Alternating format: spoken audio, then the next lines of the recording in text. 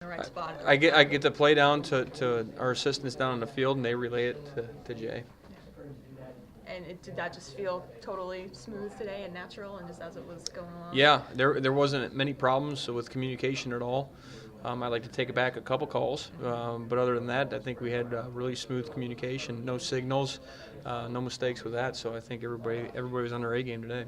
You talked earlier this week, and so did JW, about the improvements and the work that he put in on his arm. Did we see that today? I think so. I mean, credit to him. You know, he deserves all the credit. He's worked really hard over the summer, and it sure looked like it paid off today. That's for sure. He's pretty accurate.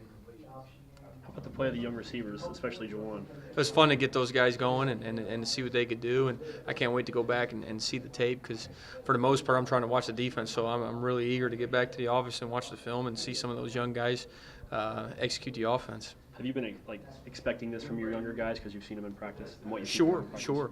Yeah, we're hopeful to play a lot of guys and see what they can do.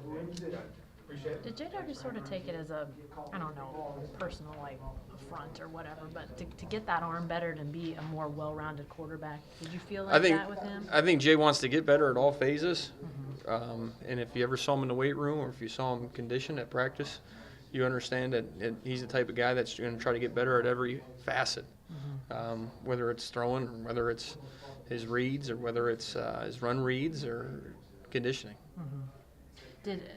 Did you feel like just the way that Mississippi State came out last week, he just didn't really have a chance to show the arm as much, or was he a little bit off last week, or what did you feel like, especially with the throwing, what changed from last week to this week? Yeah, I can't even, it's 2 games ago now, so he did enough to win that ball game. Right.